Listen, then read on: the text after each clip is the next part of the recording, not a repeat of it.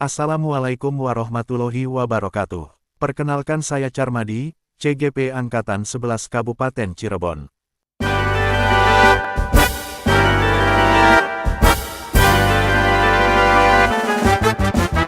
SMA Negeri 1 Jamlang mengedepankan pendidikan berkualitas, berlandas keimanan, berlandas ketakwaan, bernuansa religius.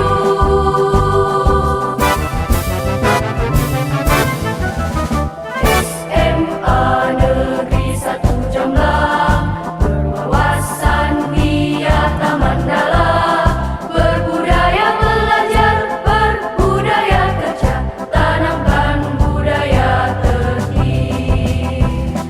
Tutpuri Handayani menuju pendidikan lebih tinggi, berjiwa besar Pancasila, penerus generasi bangsa. Jayasman 1 Jamlang.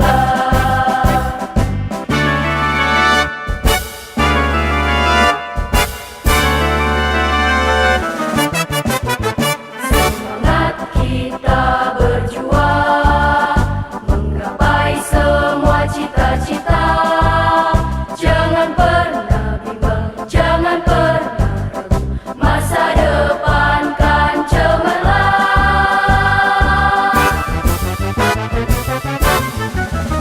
Tenaga pengajar profesional, mengabdi berdedikasi tinggi, intrakurikuler, ekstrakurikuler, tanamkan budi pekerti. Tutpuri Handayani menuju pendidikan lebih tinggi, berjiwa besar Pancasila, penerus generasi bangsa. Jayasman 1 Jamlang. Satu padu harapan kita, kerjasama antar lembaga, dengan orang tua, dengan masyarakat, terbina dengan baik. Jayasman 1 Jamlang. Semanja, semanja untuk Indonesia.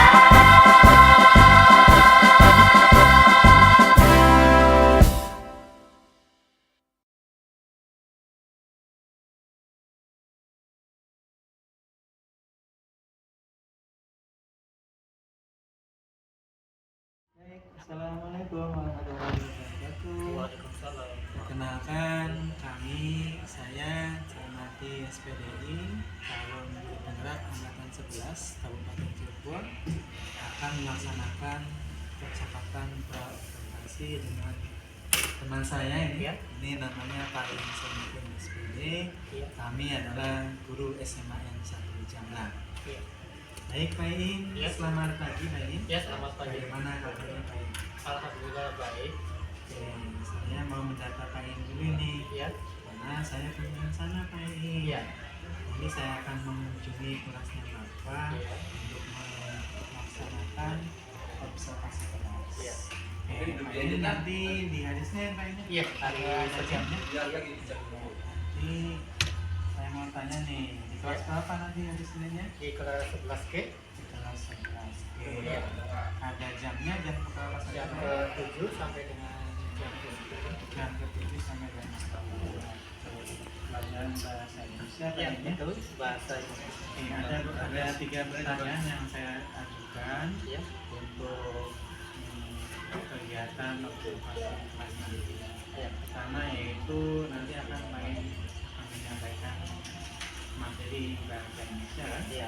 Tentunya ada tujuan pembelajaran yang dicapai. Ya. Jadi tujuan pembelajaran dengan mapel saya sendiri yaitu mapel bahasa Indonesia. Tujuan yang pertama kita bisa mengetahui informasi tentang teks berita. ya bisa mengetahui dan bisa mengerti tentang apa sih itu teks berita. Itu tujuan pembelajaran untuk hari ini. Kemudian tentunya setelah kita menetapkan tujuan pembelajaran, nah, ada indikatornya, Ya. indikator daripada kesuksesan atau keberhasilan kita dalam mengajar. Ya. Nah, apa indikator yang paling ditetapkan untuk pembelajaran nanti? Ya, tadi indikator yang pertama nanti saya menyiapkan bahan ajar atau bahan media, ya, contohnya seperti koran, majalah ataupun yang lainnya. Jadi untuk keberhasilan pembelajaran hari ini, jadi saya menyediakan setiap kelompok nanti dikasih media pembelajaran seperti koran, majalah ataupun media yang lain. Baik, ya. Kemudian juga ada strategi tentunya yang ingin kalian terapkan dalam kegiatan pembelajaran. Iya, iya. Oke, strategi apa yang akan diterapkan oleh Ya. kalian nanti? Jadi strategi yang saya terapkan yaitu yang pertama menekankan siswa untuk belajar yang lebih efektif. Kemudian nanti saya memberikan contoh-contoh dari teks berita yang faktual dan aktual di dalam teks berita tersebut. Mana yang termasuk ke dalam informasi aktual dan mana informasi yang faktual di dalam teks berita tersebut. Oke, sepertinya kalian sudah siap nih untuk diobservasi. Insya Allah ya. Ya, nanti jangan sungkan lain ya. Ya. Kalau misalnya saya masuk ke kelasnya. Iya, mangga Pak. Baik, terima kasih Ya. Nen atas percakapannya. Ya. Assalamualaikum Katanya warahmatullahi TK Waalaikumsalam. bukan Sabtu ya, Romawi Sabtu. Sudah tulisnya? Ada yang mau ditanyakan tentang pengertian dari teks berita sebelum kita melanjutkan? Silakan. Mungkin ada yang mau ditanyakan atau tidak tentang pengertian dari teks berita itu sendiri sebelum kita melanjutkan. Paham semua? Mengerti semua? Jadi apa sih yang dimaksud dengan teks berita itu? Teksnya bagaimana?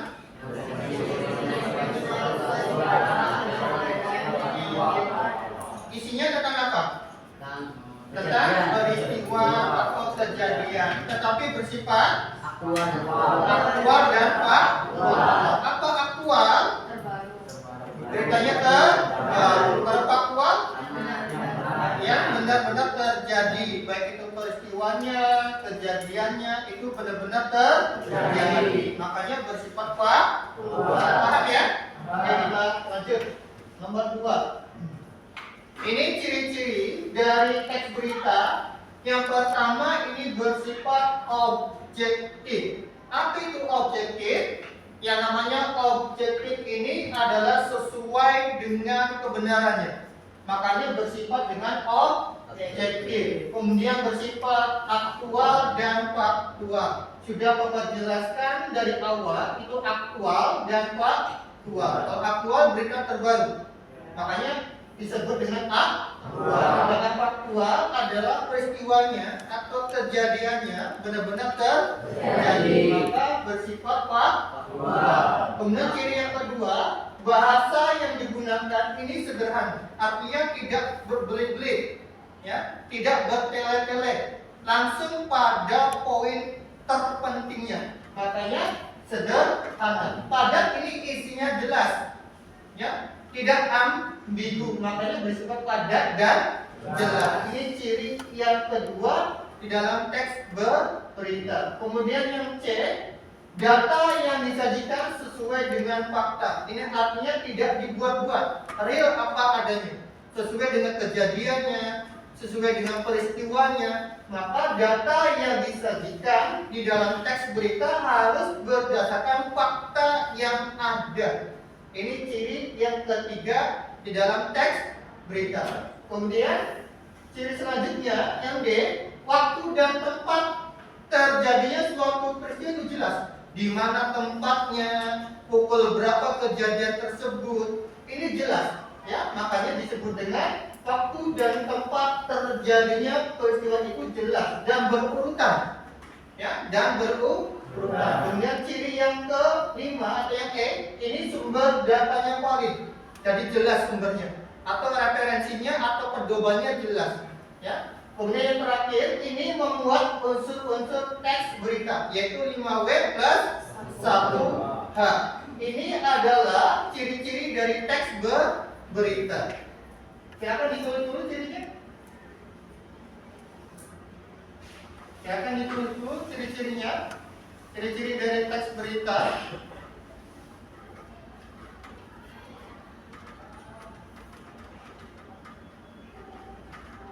Ini salah satu ciri-ciri dari teks berita. Ada berapa ciri-cirinya? Ini sudah ditulis semuanya? Sudah. Oke, kita lanjut.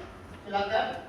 Ini bagian D, E, dan F dari ciri-ciri dari teks berita tersebut. Sudah ditulis ciri-cirinya? Oke, jadi ciri-ciri dari teks berita ada berapa macam? Yang pertama, oke, yang kedua, ciri yang kedua. Oke, ciri yang ketiga. Ciri yang keempat. Ciri yang kelima. Yang keenam. Kita termasuk ke dalam ciri-ciri dari teks berita. Oke, ada 6 ciri-ciri yang wajib kalian ketahui tentang teks berita. Ada mau ditanyakan atau tidak? Silakan. Tidak ada? Bisa? Iya, silakan. Yang 5W sama udah 1H itu. Oke, seperti why, where, what, dan sebagainya. Kita lihat di sini. Ini struktur, kita lihat. Ya, ini 5W plus 1H. Silakan ditulis. Ada what itu apa, wow itu siapa, when itu kapan, where itu di mana, why itu mengapa, dan how bagaimana. Ini termasuk ke dalam unsur-unsur teks berita, yaitu 5W plus 1H. Ini yang termasuk ke dalam unsur 5W plus 1H. Apa peristiwa yang terjadi? Makanya disebut dengan what. Kemudian wow, siapa yang mengalami kejadian tersebut? Makanya disebut dengan wow. Kemudian when, kapan terjadinya peristiwa tersebut? Kemudian di mana tempat terjadinya peristiwa tersebut? Makanya disebut dengan where. Kemudian mengapa peristiwa itu terjadi? Makanya disebut dengan why. Kemudian bagaimana peristiwa itu terjadi dan bagaimana solusinya? Maka disebut dengan how atau bagaimana. Ini 5 unsur plus 1H di dalam teks berita. Paham ya? Oke, kita lihat. Kita lihat struktur. Silakan ditulis dulu. Struktur dari teks berita ada 3. Yang pertama ini ada judul. Yang kedua ada teras. Kemudian yang ketiga ini ada tubuh atau body.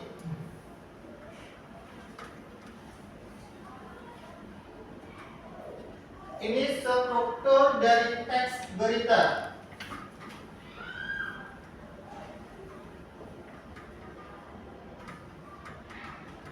Ada 3 struktur di dalam teks berita. Yang pertama ada judul, kemudian ada teras, dan yang terakhir ada tubuh berita.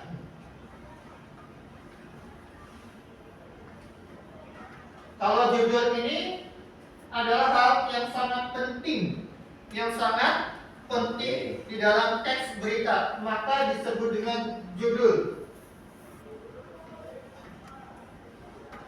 Kemudian teras, ini bagian yang berisi seluruh inti dari berita tersebut, adanya di bagian teras berita. semua inti informasi yang terpenting itu adanya di bagian teras berita. Kalau judul ini bagian yang sangat penting.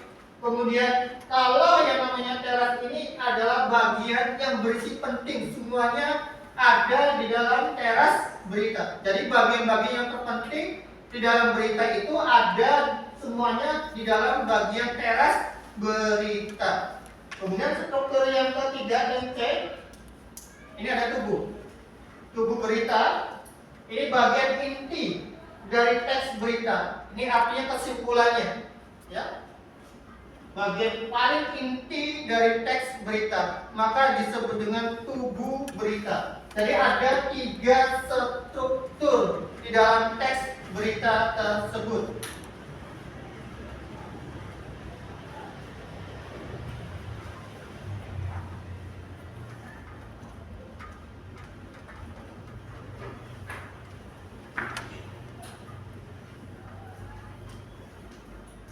Sudah? Ada yang mau ditanyakan atau tidak tentang struktur teks berita?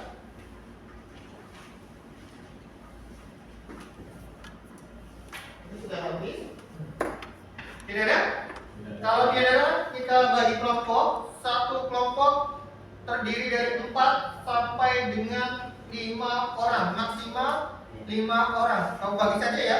Oke, kelompok 1, 1, 2, 3, 4, kelompok 2, 1, 2, 3, 4, kelompok 3, 1, 2, 3, 4, ini 5, kelompok 4, 1, 2, 3, 4, 5, kelompok 5. Silakan berkumpul dengan kelompoknya masing-masing. Silakan berkumpul dengan kelompoknya masing-masing.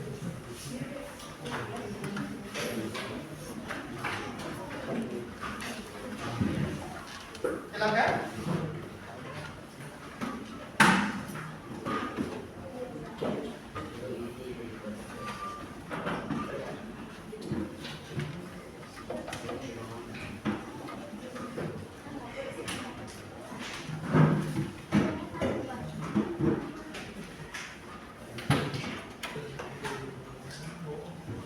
Oke, tugas masing-masing kelompok, silakan menentukan unsur-unsur teks berita di dalam media koran tersebut. Ini unsur-unsurnya, silakan cari link unsur-unsur dari teks berita tersebut. Silakan dibuka.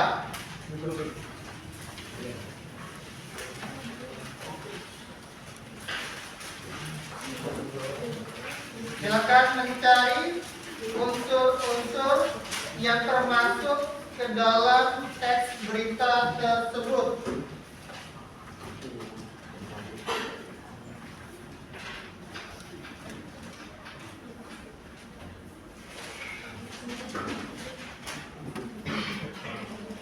Itu ada 6 unsur. Silakan diskusikan dengan kelompoknya masing-masing.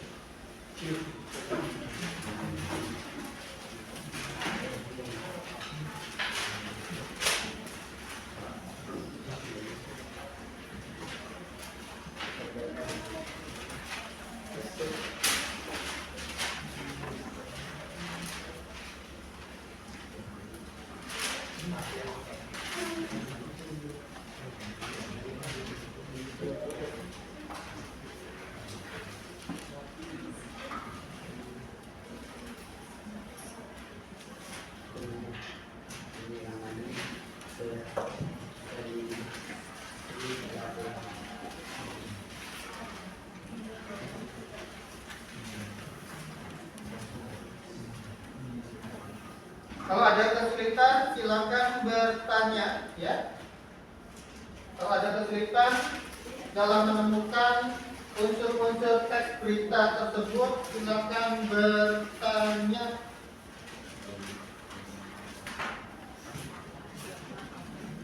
Silakan mencari unsur-unsur yang termasuk ke dalam teks berita. Ada 6 unsur.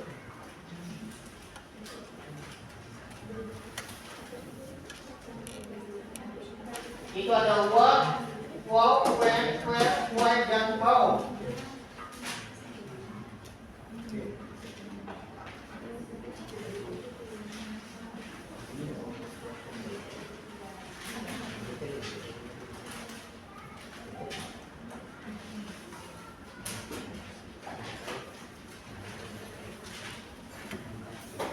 Kelompok 1 sudah ketemu atau belum? Belum. Kelompok 2 sudah ketemu atau belum? Belum. Kelompok 3 sudah ketemu atau belum? Sudah. Oke, dicatat di buku catatan saja dulu. 4, kelompok 4 sudah ketemu atau belum? Oke, belum. 5? Belum. Ya. Nanti masing-masing kelompok mempresentasikan hasil dari diskusinya di depan kelas. Nanti presentasi ya, masing-masing kelompok dari hasil diskusinya mengenai unsur-unsur teks berita tersebut melalui media cetak atau koran.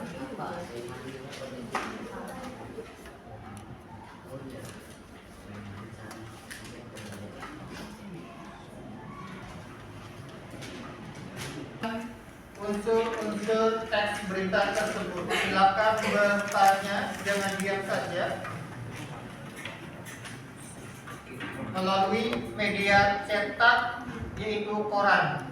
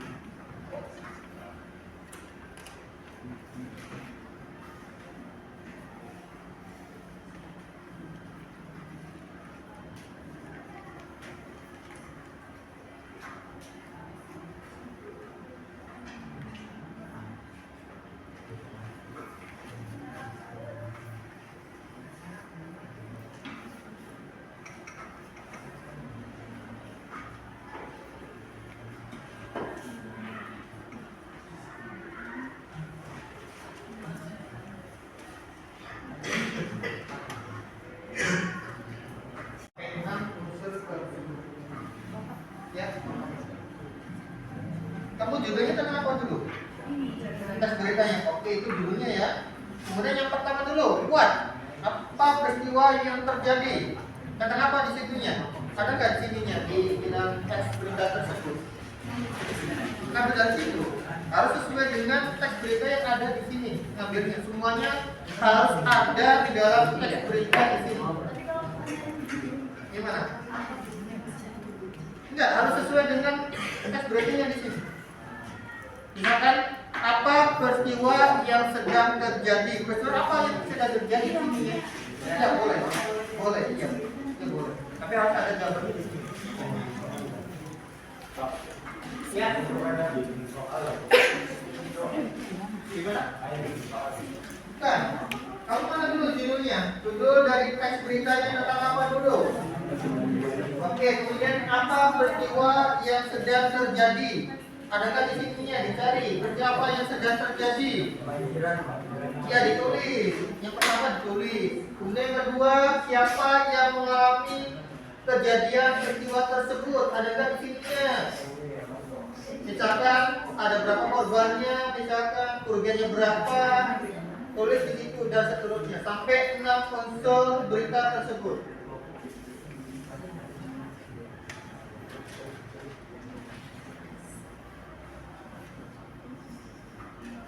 Ini harus sesuai dengan teks berita yang sudah dipilih ya. Ya gimana?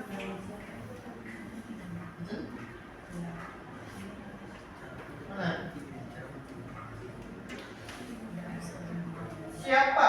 Berarti apa? Siapa yang mengalami terjadinya peristiwa tersebut? Ada tidak di dalam teks tersebut? misalkan warganya atau masyarakat sekitarnya dan sebagainya. Ada tidak? Siapa yang mengalami peristiwa tersebut? Yang mengalami, maka disebut dengan bom.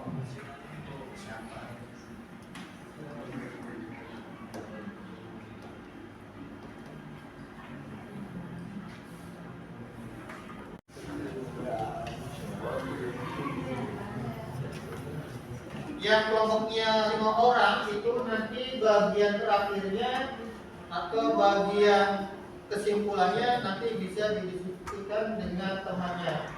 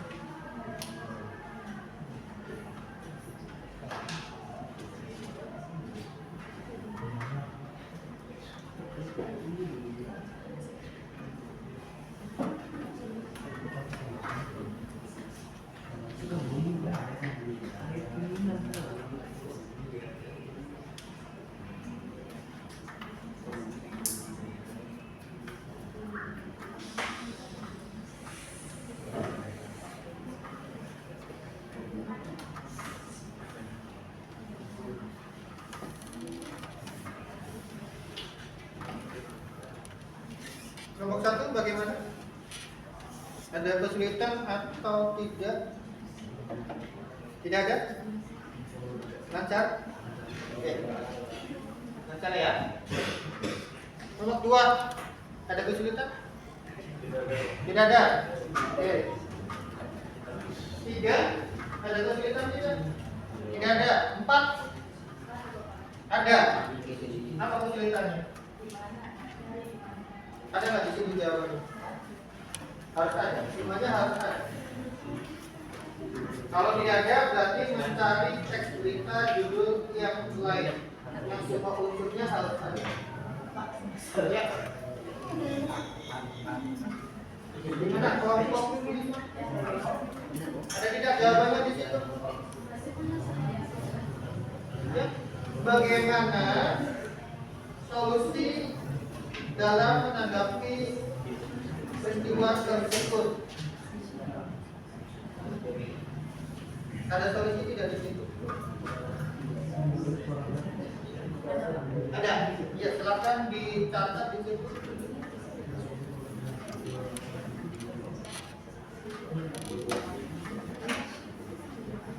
Enam unsur itu harus ada di dalam teks berita tersebut ya, harus ada, wajib ada. Kalau ada satu yang tidak masuk, itu belum termasuk ke dalam unsur berita tersebut. Jadi 6-6-nya wajib ada di dalam teks berita tersebut.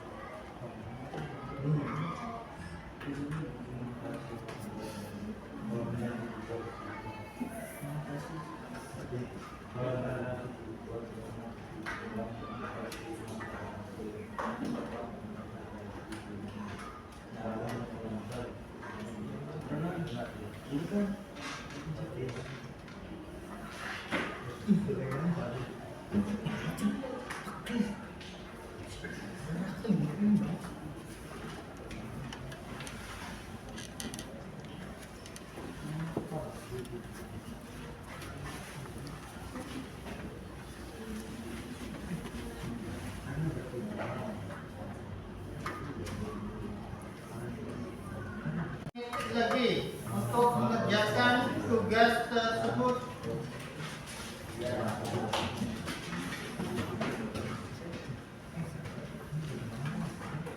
Kasih waktu 15 menit lagi dalam menyelesaikan tugas tersebut.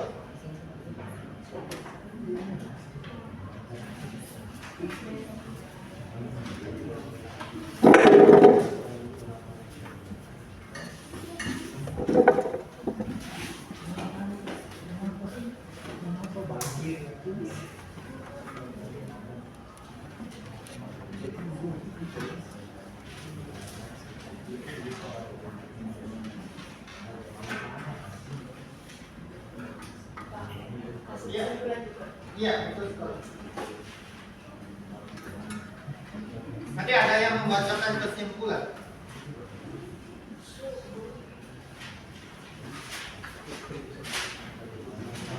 Kesimpulan dari berita tersebut tentang apa?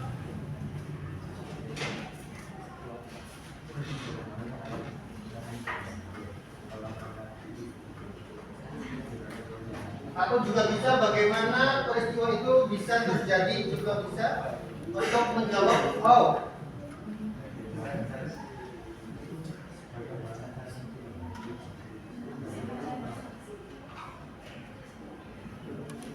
Jadi ada sebab dan ada akibatnya. Itu untuk jawaban how, bagaimana.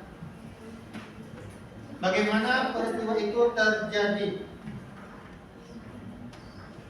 Ada sebabnya dan ada akibatnya yang ditimbulkan. Untuk menjawab unsur how,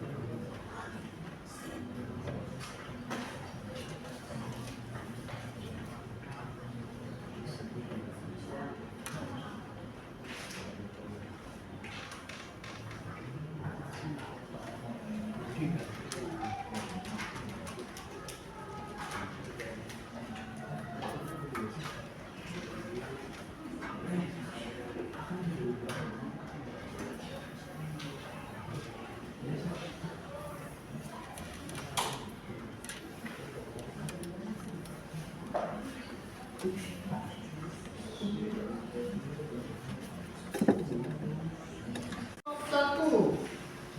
bawa korannya di bawah, semuanya maju ke depan,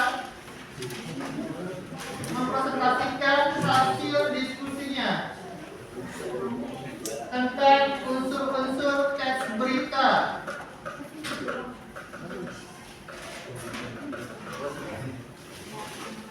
Silakan.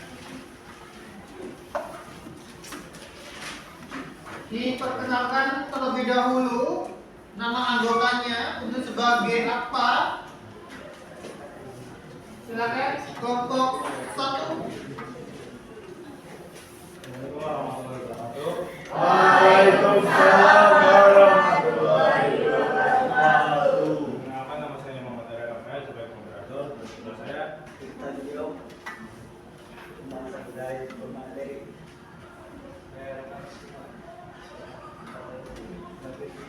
saya sebagai materi 3.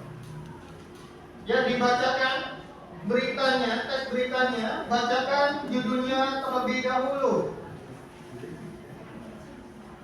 Bacakan judulnya. Beritanya tentang apa di situ? Oke, nadanya atau intonasinya yang nyaring atau yang keras ya? Biar semua teman-temannya terdengar. Sampai ke belakang. Intonasinya yang keras. Atasi banjir di Sukabumi, rekreasi wilayah terminal. Baca sampai dengan selesai.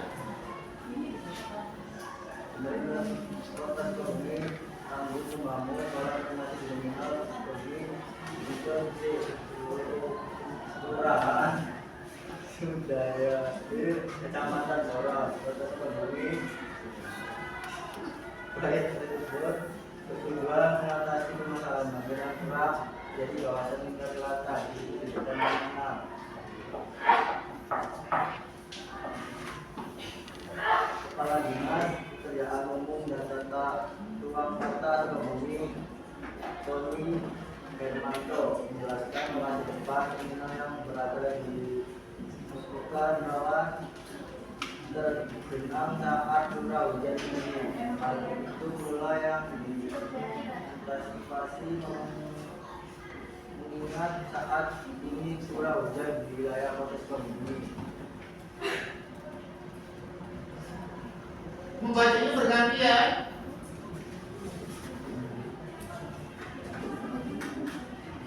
Kolam renasi dirancang untuk menampung lebihan debit air dari kawasan tersebut dengan kapasitas tampung 3.000 liter per detik.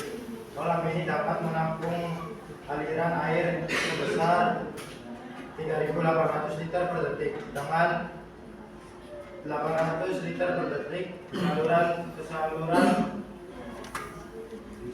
saluran existing yang ada kata Sony Sabtu tanggal 5 bulan 10 2024. Proyek tersebut kata Sony dibiayai oleh bantuan keuangan APBD Provinsi Jawa Barat dengan total anggaran mencapai 5 miliar. Saat ini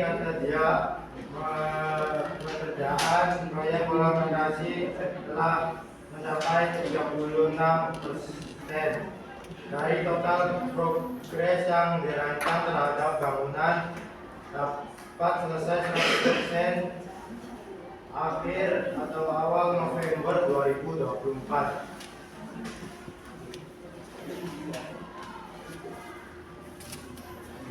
Sudah selesai belum bacanya? Sudah selesai belum? Iya, baca semua.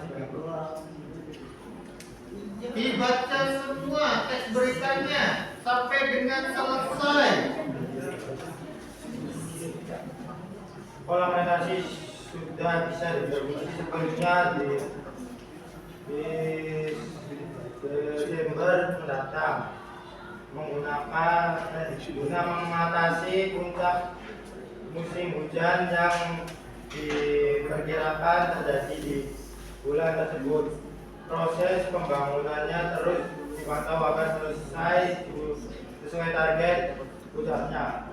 Menurutnya kolam renasi memiliki kapasitas cukup besar dengan kedalaman perkiraan 5 meter sampai 6 meter sehingga menampung air hujan yang berlebih dan banjir di sekitaran terminal Haji Ahmad Sanusi. Pemilihan lokasi pembangunan kolam renasi di kawasan terminal didasari pertimbangan tingkat kerawanan sebab setiap kali hujan apalagi dengan intensitas tinggi wilayah itu jadi langganan banjir. Selain itu kolam renasi juga akan dilengkapi dengan sistem pengatur debit air agar air yang ditampung dapat dialirkan secara terkontrol. Kami optimis proses pembangunan kolam ini akan berhasil diselesaikan sesuai waktu yang sudah ditetapkan. Tepatnya, dia menambahkan saluran air di Kota Sukabumi harus diperbesar untuk mengakomodasi aliran air yang semakin besar. Pasalnya area resapan air di Sukabumi berkurang akibat pembangunan di Kabupaten Sukabumi yang berada di atas Kota Sukabumi. Jika resapan air berkurang, maka air akan mengalir ke Sukabumi yang berada di bawahnya, yang akhirnya menyebabkan banjir. Kendala yang pengerjaan secara teknis tidak ada, namun sebelumnya ada sedikit kendala saat pemasangan fondasi dan ada air yang terus mengalir. Membacanya bergantian.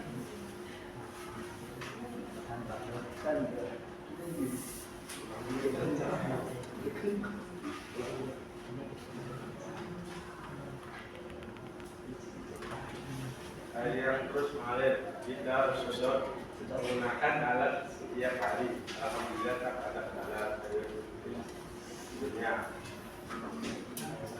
Wisata selain berfungsi sebagai penampung air, kolam retensi ini juga dirancang menjadi destinasi wisata murah bagi masyarakat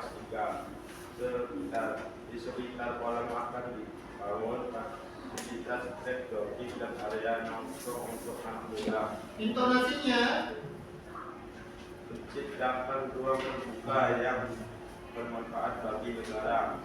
Sementara itu, perbaikan saluran air existing yang melintasi jalan juga akan dilakukan untuk meningkatkan kapasitas aliran. Sistem perawatan kolam retensi ini mencakup mengeluar secara berkala setiap 3 bulan untuk menjaga agar tidak ada peningkatan akibat sedimentasi. sudah. Coba unsur yang pertama, Irfan Tio, dijawab unsur yang pertama. Apa ya, Pak? What? Apa? Mengatasi banjiran yang terjadi di Sukabumi, Pak. Dijawab pertanyaannya unsur yang A atau yang pertama what? What itu artinya apa? Apa peristiwa yang sedang terjadi di situ, Irfan Tio? Kebanjiran, Pak. Tentang apa peristiwanya? Tentang banjiran, Pak. Di mana? Di Sukabumi, Pak. Baca di situ. Dibaca jawabannya. Wajib ada di dalam teks berita tersebut.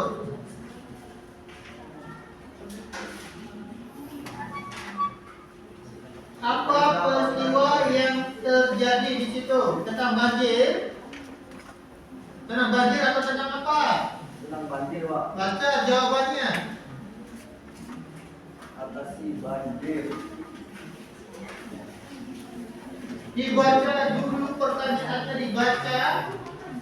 Ya, mengatasi banjir, Pak. Mengatasi banjir. Pertanyaannya dibaca, uang itu apa? Pertanyaan dulu dibaca. Pertanyaannya dulu dibaca, Intan Tio. Atasi banjir kolam renang dikasih. Pertanyaannya dibaca, Intan Tio. Perhatikan pertanyaannya. Kebanjiran yang terjadi di Pertanyaannya, Intan Tio. Unsur berita yang pertama, dibaca pertanyaannya terlebih dahulu. apa yang terjadi peristiwa kebanjiran yang terjadi di Sukabumi. Oke, jawabannya.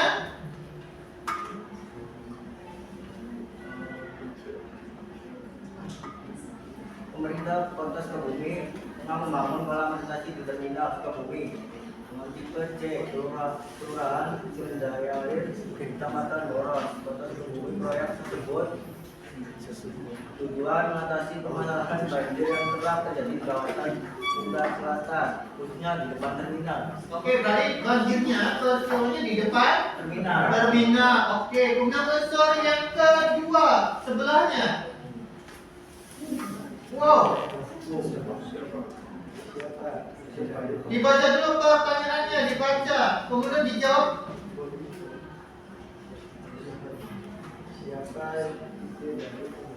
Yang keras intonasinya. Siapa yang dari pembuatan kolam renang adalah Jawabannya. Sony Hermanto. Ulang lagi. Ide dari pembuatan kolam renang adalah Sony Hermanto. Oke, jawabannya. Ada lagi selain itu? Tidak ada. Oke, unsur berita yang ketiga, when. Sebelahnya.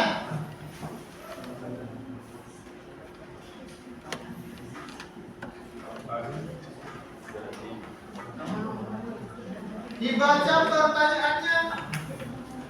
Kapan tanggal pembuatan kolam mutasi dilakukan pada tanggal Salah.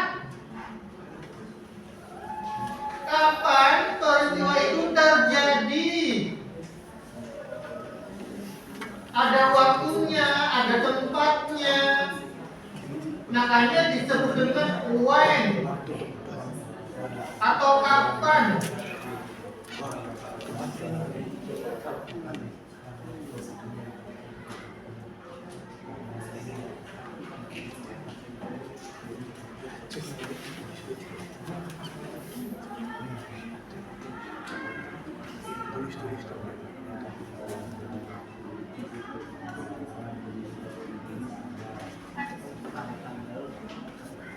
kapan tanggal pembuatan kolam mutasi dilakukan di Sukabumi pada tanggal 5 bulan Dibaca dulu pertanyaannya. Itu kan mengenai suatu peristiwa atau kejadian. Bagaimana pertanyaannya menggunakan kata when? kapan pembuatan kolam Peristiwa. Yang namanya teks berita itu peristiwa atau kejadian yang bersifat aktual dan faktual.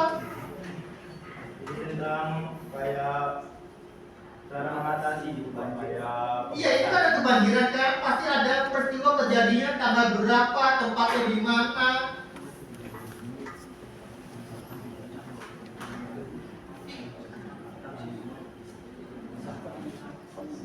Teks berita tersebut mengenai peristiwa kejadian banjir. Di situ pasti ada tempat kejadiannya, di mana, kemudian pukul berapa kejadian tersebut. Makanya disebut dengan when atau kapan.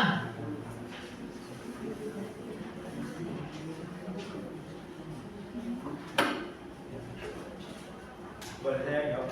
Ya, Boleh saya jawab? boleh silakan.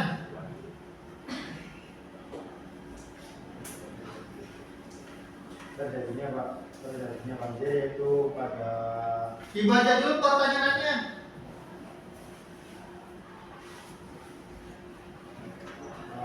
kapan pembuatan kolam retasi, Pak? Pembuatannya, bukan peristiwanya. Sininya ada peristiwanya kayak jadi kayak pembuatannya gitu, Pak. Ya, baca. Jadi kolam retasi itu dibuat di Sukabumi tanggal 5 bulan 10 2024. Oke, kemudian pertanyaan yang keempat. Unsur yang keempat.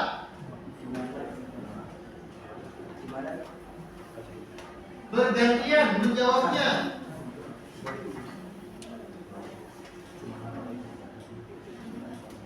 Di mana lokasi pembuatan kolam renang? Di mana lokasinya? Kolam apa? Lokasi. Tadi baca lagi pertanyaannya. Di mana lokasi pembuatan kolam renang retasi? Kolam renang? Kolam retasi, Pak. Ya, baca lagi. Bagaimana lokasi pembuatan kolam retasi? Oke, apa jawabannya di situ? Di area terminal Sukabumi. Oke, unsur yang kelima. Mengapa?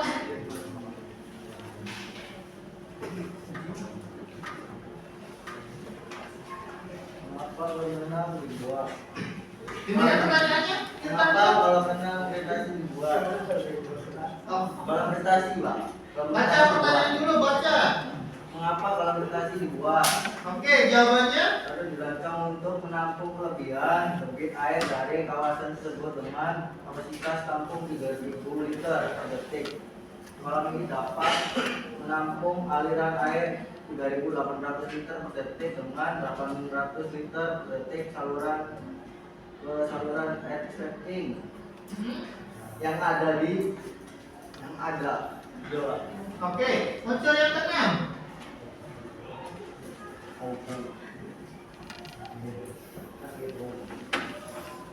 Bagaimana kolam retasi dibuat untuk mencegah banjir di area Sukabumi? Ya, jawabannya ada nggak di situ? Cepat. Apa jawabannya? Untuk mencegah banjir di area Sukabumi. Nah, lagi pertanyaannya. Bagaimana? Bagaimana kolam retasi dibuat untuk mencegah banjir di area Sukabumi? Oke, kemudian bagaimana kesimpulannya? Kelompok 1. Dari peristiwa tersebut. Jadi kesimpulannya kolam retasi berperan penting untuk mengatasi atau mencegah banjir dan dapat menampung debit air yang sangat besar di daerah kebanjiran. Oke, ada lagi selain itu? Oke, silakan ditutup. Kelompok 1. Ya, presentasi dari kami. Assalamualaikum warahmatullahi wabarakatuh. Iya, Pak.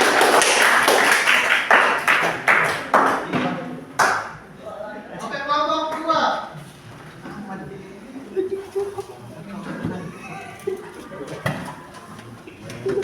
Dibaca dulu teksnya, beritanya. Sendiri sebagai moderator, Adenika sebelah saya. April sebagai pemateri 1. Saya Indriani sebagai pemateri 2. Saya dapat sebagai materi Ya, baca teks beritanya. Mengenai apa di situ? mengenai potensi bencana kerap mengancam warga. Oke, baca teks beritanya. Penandatanganan kerjasama tersebut dilakukan di Pendopo, Kabupaten Cirebon, Jalan Kartini, Kota Cirebon pada Jumat tanggal 4 bulan 1 2024 dengan menghadirkan PJ Bupati Cirebon Wahyu Wijaya dan PJ Bupati Kuningan R. Frit Hidayat. Kedua pemerintah daerah pemerintah tersebut tekad untuk saling bahu-membahu menanggulangi potensi banjir dan longsor yang kerap mengancam warganya. Wilayah Cirebon tersebut selama ini rentan terjadi akibat luapan Sungai Cisagarung yang hulunya berada di Kabupaten Kuningan. Sebaliknya, Kuningan dengan pegunungan menghadapi resiko longsor yang bisa berdampak fatal jika pengelolaan air sungai tidak dilakukan dengan baik. Menurut Wahyu Wijaya, kolaborasi dengan Pemda Kuningan ini merupakan langkah strategis dalam upaya pencegahan bencana. Ini langkah bersejarah, kami tidak lagi bekerja sendiri-sendiri dalam menghadapi bencana.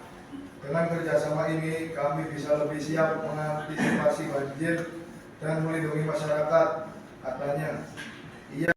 Kami juga dari sisi hilir juga akan melakukan berbagai hal juga supaya dapat meminimalisir terjadinya banjir di Kabupaten Cirebon. Katanya hal sederhana disampaikan Erwin Hidayat yang menekankan bahwa kerjasama ini lebih dari sekadar formalitas. Ini adalah langkah nyata dalam menghadapi potensi bencana longsor yang setiap tahun mengintai. Sebagai daerah hulu, Kuningan punya tanggung jawab besar. Kami akan memperkuat tanggul, membangun dan ini bisnis, dan tentu saja mengajak masyarakat untuk lebih bijak dalam menjaga lingkungan, terutama terkait pengolahan sampah tentunya. Tak hanya Bunda Katolik, Balai Besar Wilayah Sungai juga akan dilibatkan dalam pengolahan sungai dan sedimentasinya jadi penyebab banjir di Cirebon. Sehingga dengan rencana yang matang, kedua pemimpin optimistis dapat mengurangi risiko bencana yang merugikan tak hanya infrastruktur, tapi juga kehidupan ribuan warga khususnya petani yang paling terdampak. Sudah? Sudah. Oke, unsur yang pertama dulu.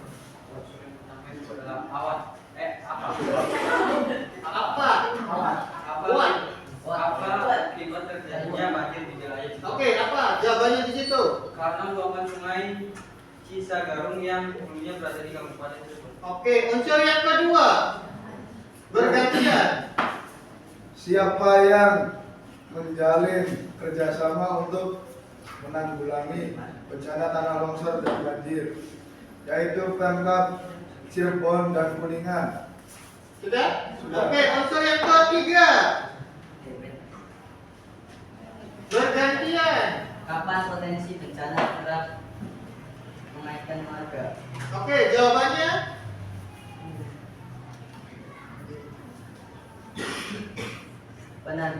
Penandatanganan kerjasama tersebut dilakukan di Pendopo Bupati Cirebon, Jalan Kartini, Kota Cirebon pada Jumat tanggal 4 bulan 10 2024 dengan menghadirkan PJ Bupati Cirebon, Wahyu Wijaya dan PJ Bupati Kuningan. Oke, unsur selanjutnya. Why? Where? Oh iya. Di mana? Di mana kedatangan kerjasama tersebut. Jawabannya.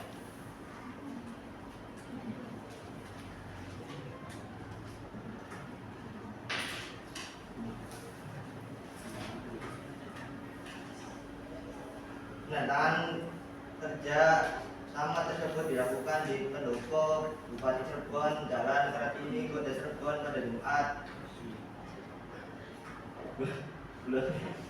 bulan 10 2024 dan menghadirkan Enggak, unsur yang kelima. Mengapa bisa terjadinya banjir dan longsor di wilayah Cirebon dan Kuningan? Ya, oke, jawabannya. Karena wilayah Cirebon Kuningan selama ini rentan terjadi akibat luapan sungai Cisagarung yang dulunya berada di Kabupaten Cirebon. Sebaliknya, Kuningan dengan kontur pegunungan menghadapi risiko longsor yang bisa berdampak fatal jika pengelolaan air sungainya tidak dilakukan dengan baik. Oke, unsur yang keenam. Yang terakhir.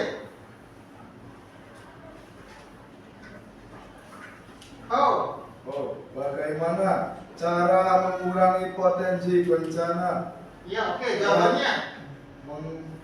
mengancam warga? Jawabannya dengan cara memperkuat tanggul, membangun dam, dan tentu saja mengajak masyarakat untuk lebih bijak dalam menjaga lingkungan, terutama terkait pengelolaan sampah. Oke, kesimpulannya bagaimana? Ada apa? Kesimpulannya adalah Pemkab Cirebon dan Kuningan jalin kerjasama untuk saling bahu-membahu menanggulangi potensi banjir dan longsor yang kerap mengancam warga. Sudah? Ya, silakan ditutup. Sekian saja dari kelompok kami, kurang lebihnya mohon dimaafkan. Assalamualaikum warahmatullahi wabarakatuh. Oke, kelompok 3.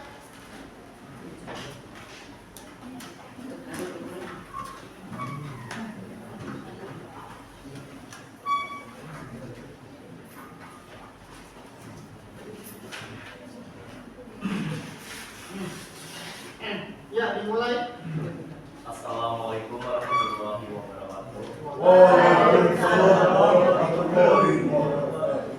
Perkenalkan kami dari kelompok 3 ingin memperkenalkan unsur-unsur dari SDK. Sebelumnya, hendaknya kami memperkenalkan diri. Perkenalkan saya Musa Maria, saya sebagai moderator dan rekan saya. Perkenalkan nama saya Riki dan Putra sebagai pemateri 1. Perkenalkan nama saya Agung Radiati sebagai pemateri 2. Perkenalkan nama saya Khairul Fazlia, saya sebagai pemateri 3. Ya, baca teksnya beritanya tersebut. Dinas Lingkungan Hidup bersihkan TPS liar di Luwu Kota. Dinas Lingkungan Hidup Kabupaten Cirebon kembali melaksanakan sapu bersih tempat pembuangan sampah liar pada Minggu 6 Oktober 2024. Pembersihan sampah liar kali ini dilaksanakan di 3 titik yang ada di Desa Cikalaham dan Desa Mandala, Kecamatan Luwu Kota. Dalam kegiatan itu, Dinas Lingkungan Hidup Kabupaten Cirebon menggandeng Forkopincam, pemerintah desa setempat dan diikuti oleh puluhan komunitas di Cirebon. Kepala Dinas Lingkungan Hidup Kabupaten Cirebon, Iwan Ridwan Hadiawan, Esos MSI, melalui LH Kabid Kebersihan dan Pertamanan Dinas Lingkungan Hidup Kabupaten Cirebon, Haji Trio Ahdianto mengatakan kali ini pihaknya telah menyelesaikan kebersihan TPS liar di 3 titik, tepatnya di pinggiran sungai perbatasan Desa Mandala dan Desa Cikalaham. Bergantian bacanya. Kita bekerjasama dengan komunitas TNI dan publik dan pemerintah desa setempat serta masyarakat. Kegiatan ini mengajak masyarakat untuk peduli terhadap lingkungan. Kita support sekali, kata Haji Trio Adianto kepada Radar Cirebon. Setelah kegiatan ini, Trio berharap pada pihak desa kedepannya agar bisa mengelola sampahnya secara mandiri ataupun kerjasama dengan Dinas Lingkungan Hidup Kabupaten Cirebon. Bahkan pihaknya akan mensupport dengan memberikan kontainer untuk tempat pembuangan sampah sehingga tidak ada TPS liar.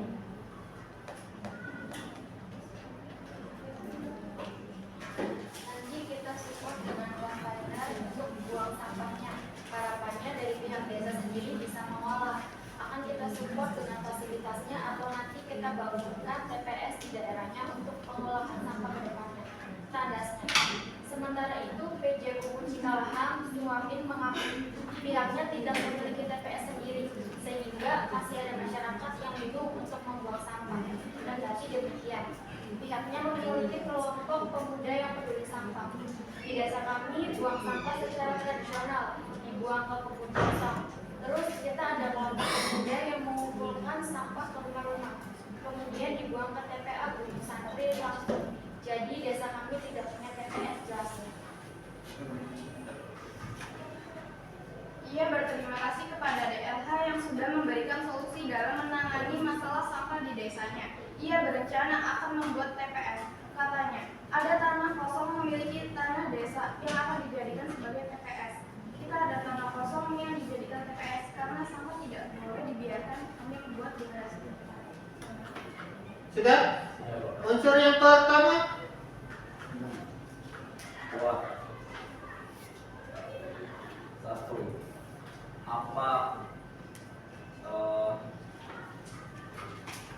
Apa kejadian yang terjadi atau peristiwa yang terjadi, yaitu Maksudnya bagaimana? Ulang lagi.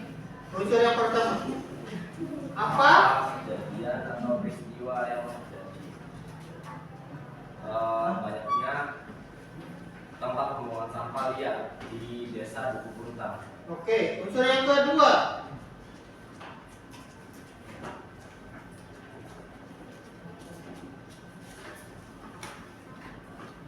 Siapa yang terlibat? Siapa saja yang terlibat dalam peristiwa tersebut? Jawabannya? Jawabannya yang terlibat adalah Dinas Lingkungan Hidup dan masyarakat sekitar. Oke, unsur yang ketiga. Kapan dilaksanakannya kegiatan tersebut? Jawabannya? Minggu 6 Oktober 2024. Oke, unsur yang keempat. Di mana kegiatan tersebut dilakukan? Jawabannya? Desa Cikalahang dan Desa Mandala, Kecamatan Duku Puntang. Oke, unsur yang kelima.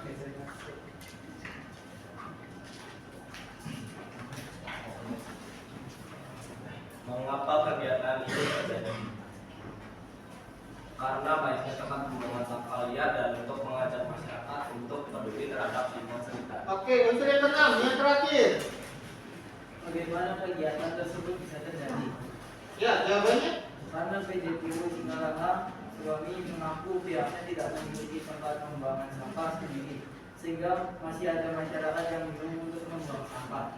Oke, bagaimana kesimpulannya?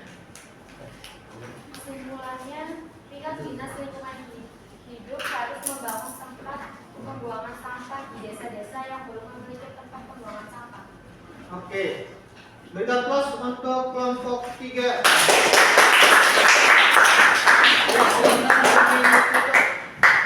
Sekian Pak dari kelompok kami. Jika ada salah kata kami mohon maaf. Wabillahi taufiq wal hidayah. Wassalamualaikum warahmatullahi wabarakatuh. Waalaikumsalam. Oke, kelompok 4.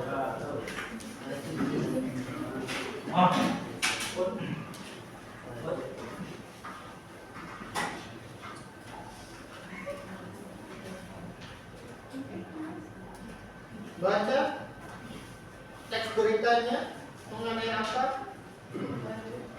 Ya, silakan. Bukan dulu. Assalamualaikum warahmatullahi wabarakatuh. Waalaikumsalam warahmatullahi wabarakatuh. Kami dari kelompok 4 ingin mempresentasikan hasil kerja kelompok kami mengenai jaga imun anak saat cuaca tak mendukung. Saya Dela Ramadhani sebagai moderator. Saya Dela Ramadhani sebagai pemateri. Saya sebagai pemateri. Saya adalah Daniasara sebagai pemateri juga. Saya Nele sebagai materi.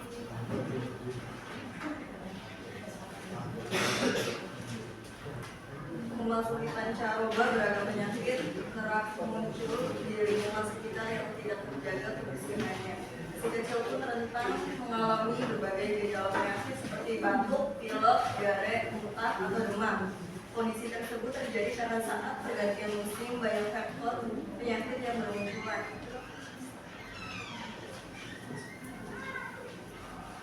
Tentu saja, ini tantangan besar bagi orang tua untuk menjaga kesehatan anak-anak. Di tengah suhu ekstrim, daya tahan tubuh anak menjadi lebih mudah melemah, meningkatkan risiko dehidrasi dan infeksi.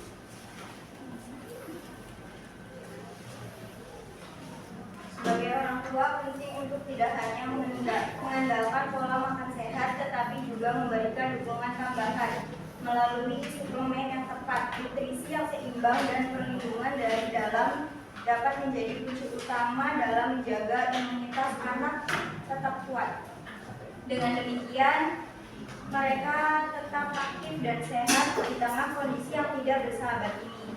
Praktisi Kesehatan Masyarakat DR Nabila Salamah MKM mengatakan bahwa anak-anak lebih rentan terhadap dehidrasi dan infeksi selama peralihan musim. Oleh karena itu, orang tua harus proaktif dalam menjaga kesehatan mereka. Suhu tinggi dapat melemahkan daya tahan tubuh sehingga penting untuk memastikan bahwa anak-anak mendapatkan asupan nutrisi dan hidrasi yang memadai sebagai langkah awal untuk memperkuat sistem imun mereka. Nabila. Dia juga menekankan perlunya perhatian terhadap pola makan anak, terutama dalam memilih makanan yang kaya akan vitamin dan mineral penting seperti vitamin C, D, dan Z. Sayuran hijau, atau buah-buahan seperti jeruk dan stroberi serta kacang-kacangan merupakan sumber nutrisi yang sangat baik. Selain itu, menjaga hidrasi yang optimal sangat penting. Pastikan anak minum air putih yang cukup sepanjang hari, terutama ketika mereka aktif bermain di luar ruangan untuk mencegah risiko dehidrasi. Berikutnya, selain menyediakan makanan segar dan bergizi setiap hari, Mabila juga mengimbau agar orang tua memastikan anak beristirahat cukup serta menghindari paparan sinar matahari secara langsung. Memilih makanan yang ringan dan menyerap keringat juga sangat penting untuk menjaga kenyamanan anak dengan kombinasi nutrisi yang baik dan hidrasi yang cukup. Anak-anak dapat tetap sehat serta aktif meskipun cuaca sedang panas. Sudah? Sudah belum? Sudah. Oke, unsur yang pertama. Apa yang sedang dibahas pada teks berita tersebut? Jawabannya. Jaga imun anak saat cuaca tak menentu. Oke, unsur yang kedua. Siapa yang ada di berita tersebut? Anak-anak, orang tua, dan praktisi kesehatan masyarakat, Dr. Nabila Salamat. Oke, unsur yang ketiga. Kapan berbagai penyakit kerap muncul pada anak saat pergantian musim? Oke, unsur yang keempat. Di mana biasanya penyakit sering muncul pada saat pergantian musim? Di lingkungan sekitar yang tidak terjaga kebersihannya dan sedang mengalami perubahan cuaca. Oke, unsur yang kelima.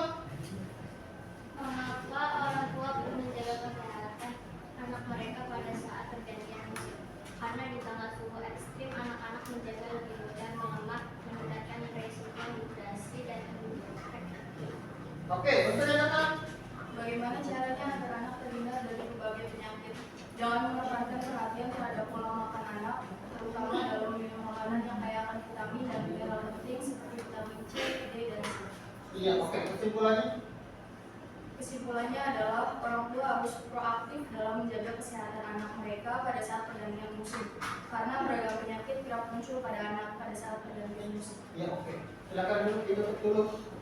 Sekian presentasi dari kelompok kami. Kurang lebihnya mohon maaf. Wabillahi taufiq wal hidayah. Wassalamualaikum warahmatullahi wabarakatuh.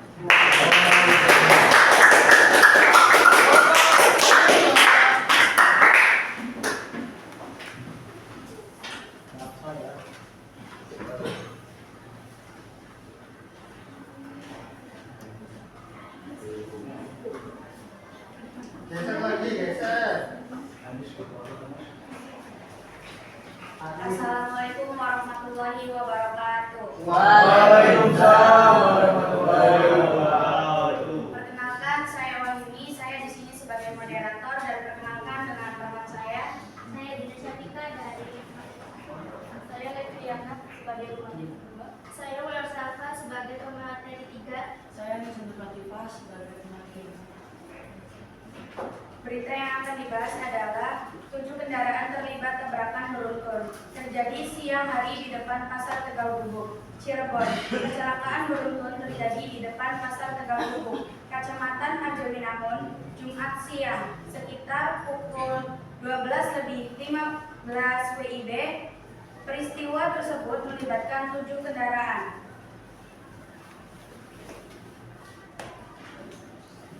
Di antaranya truk transisi, truk Tucson maupun Daihatsu Grand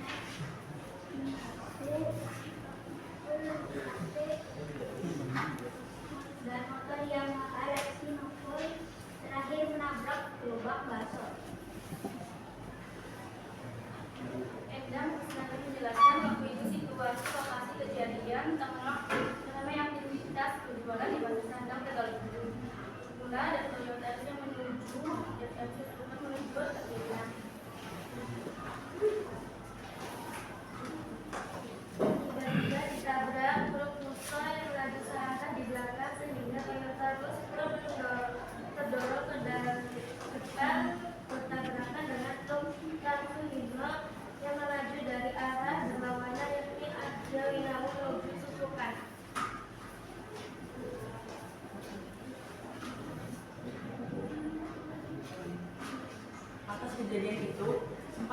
lengkap pengemudi dan penumpang Daihatsu Grand serta pengemudi truk tapi hanya luka ringan, tidak dirawat, jelas Endang Kusnandar. What apa yang terjadi dalam peristiwa tersebut? Jawabannya?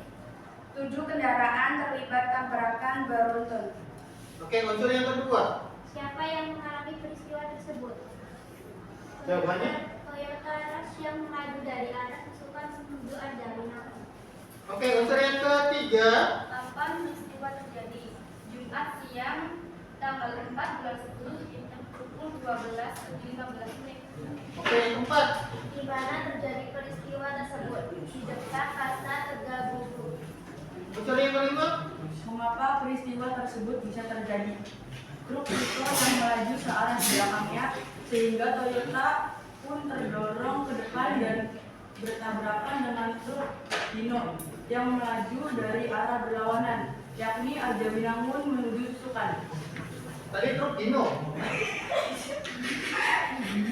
Namanya Dino. Oh, Dino, Pak. Oke. Unsur ke-6. Bagaimana sebab dan akibat dalam peristiwa tersebut? Sebab Toyota Rush yang melaju dari arah Susukan menuju Arjawinangun akan berputar ke arah di Utrun.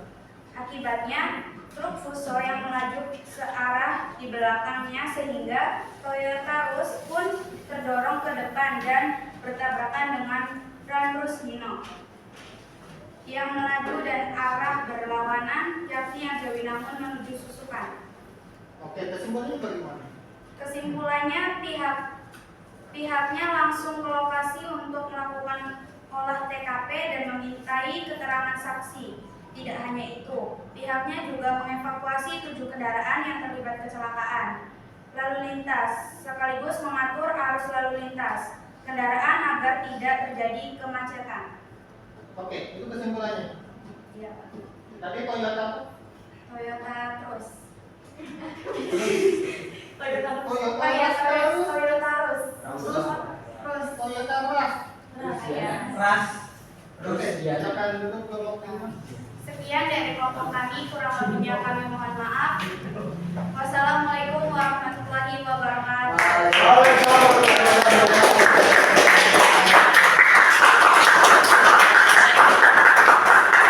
Oke, kalian sudah bisa menemukan unsur-unsur dari silakan kalimat dibuka.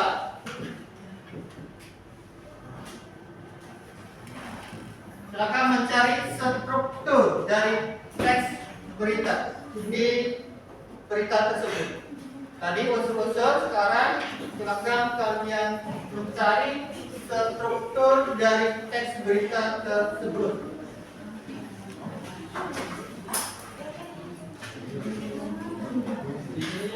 Ya, di teks berita yang sudah dipilih tadi.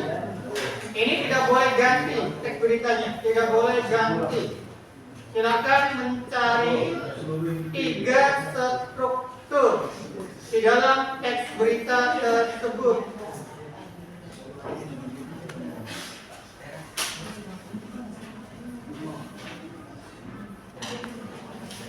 Ada judul, kemudian ada teras berita, dan yang terakhir ada tubuh berita. Itu termasuk ke dalam struktur dari teks berita. Silakan mencari mana yang termasuk ke dalam 3 struktur tersebut.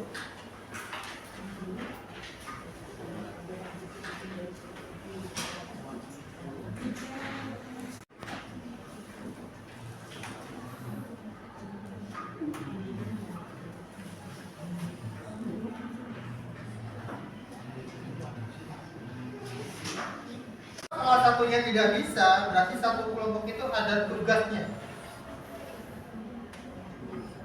Kalau misalkan salah satunya tidak bisa menjawab, nanti satu kelompok tersebut diberikan tugas tambahan. Ya, Bapak minta nama-nama kelompoknya. Silakan ditulis di kertas 1 lembar sekarang, dikumpulkan sekarang. Ya. Minta nama-nama anggota kelompoknya masing-masing di kertas 1 lembar. Dikumpulkan sekarang.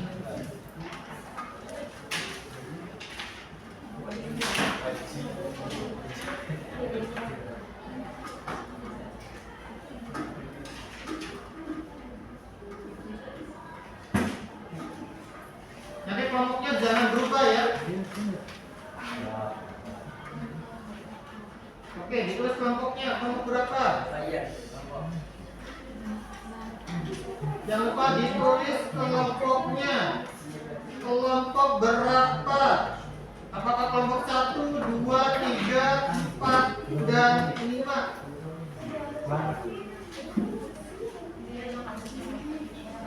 Ya, oke.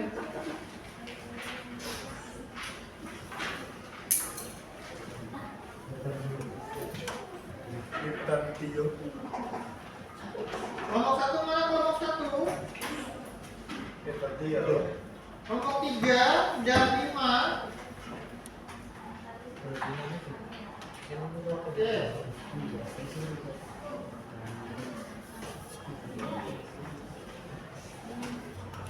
Sudah selesai? Belum. Sudah.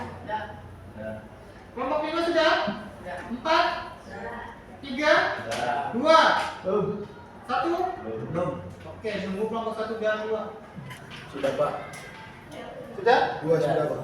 Yakin sudah? Iya, yakin. Kalau ditanya nggak bisa. Bisa ya? Bisa. Kelompok 1? Belum dia. Belum? Lagi, Pak. Oke.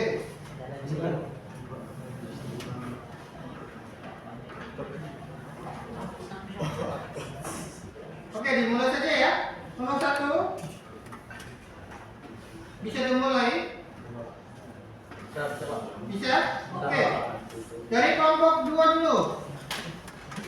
Struktur yang pertama, Ardi jawab. Pertama judul Pak, potensi bencana kerap mengancam Pak. Oke, kemudian struktur yang kedua, Delta. Jawab. Teras, Pak. Pemerintah Kabupaten, Pemkab Cirebon dan Kuningan melakukan kerjasama untuk penanggulangan bencana tanah longsor dan banjir. Penandatangan kerjasama tersebut dilakukan di Pendopo, Bupati Cirebon pada Jumat tanggal 4 bulan 10 2024 dengan menghadirkan PJ Bupati Cirebon, Pandu Wijaya dan PJ Bupati Kuningan, Erwin Hidayat. Oke, kemudian struktur yang ketiga, Yanto. Putih. Harus nandai. Yanto. Pak.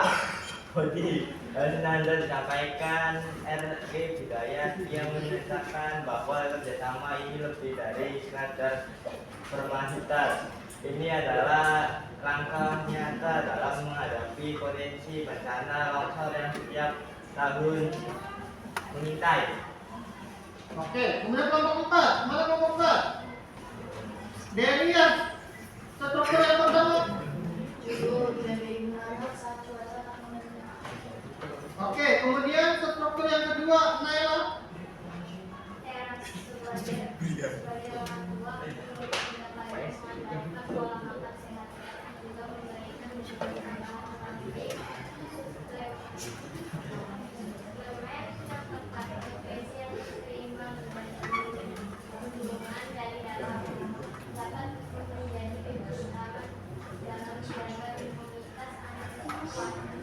Oke, struktur yang ketiga, tulis.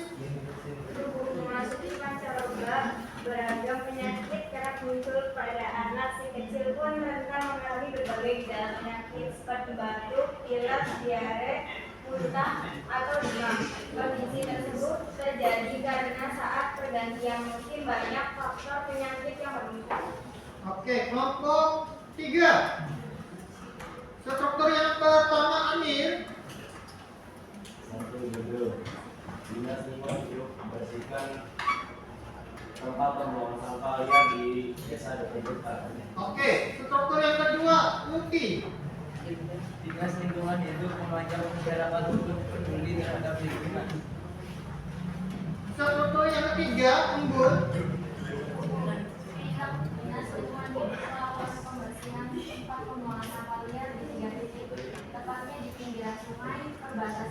Mandala dan Desa Cikalaha. Oke. Kelompok 5. Anissa. 1. Judul 7 kendaraan terlibat tabrakan beruntun. Oke. Kedua, Gina. Toyota Rush yang melaju dari arah susukan kedua jalur ramah. Kurang tegas, baca lagi. Toyota Rush yang menuju dari arah susukan kedua jalur ramah. Kurang tepat, ulang lagi. Toyota Rush yang menuju dari arah susukan kedua jalur ramah akan menuju arah truk so yang menuju ke arah jalur ramah. Oke, yang ketiga, ulang. Tujuh kendaraan yang terlibat kecelakaan lalu lintas sekaligus mengangkut arus lalu lintas kendaraan agar tidak terjadi kemacetan. Oke. Kelompok 1. Muhammad Arya. Judul atasi banjir konsentrasi di area terminal tol. Oke, yang kedua, Chandra.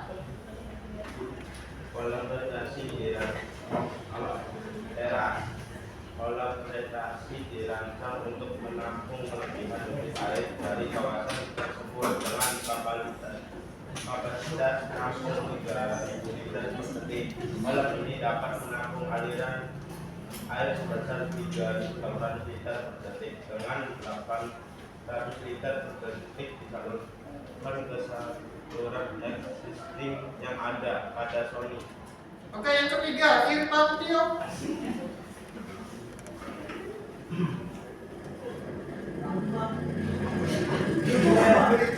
Berita. Nah, menarik itu perbaikan saluran air existing yang melintasi jalan untuk juga akan dilakukan untuk meningkatkan kapasitas aliran sistem para perawatan kolam presentasi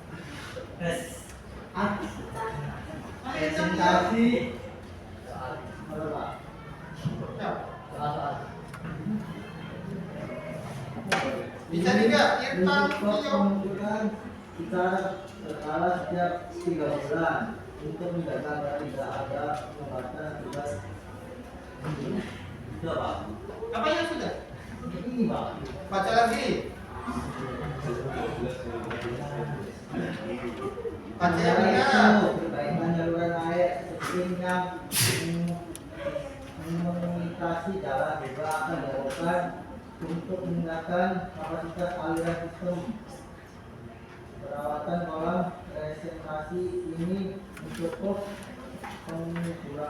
pengurangan secara berkala setiap 3 bulan untuk menjaga agar tidak ada sumbatan akibat sedimentasi. Oke, sudah. Bapak ditutup dulu bukunya. Silakan ditutup dulu. Jadi kesimpulannya untuk pembelajaran hari ini yang namanya teks berita adalah teks yang mengenai suatu peristiwa atau kejadian yang bersifat aktual dan faktual. Kalau yang namanya aktual ini artinya beritanya terbaru, makanya bersifat aktual. Sedangkan yang namanya faktual ini artinya kejadiannya atau peristiwanya benar-benar terjadi, makanya disebut dengan teks berita. Kemudian yang namanya unsur-unsur teks berita itu menggunakan 5W plus 1H, yaitu what, why, how, dan sebagainya. Ya, itu unsur-unsur dari teks berita. Bagaimana hari ini pembelajarannya, menyenangkan atau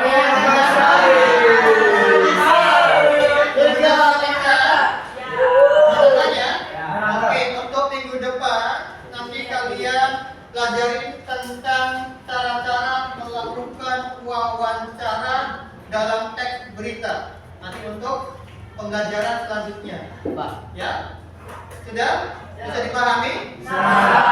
Semangat belajar ya. Oke, semangat belajar.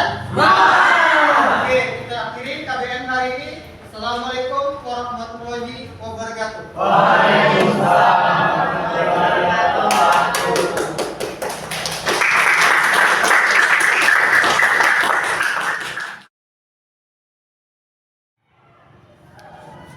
Assalamualaikum Pak Edi. Waalaikumsalam warahmatullahi wabarakatuh.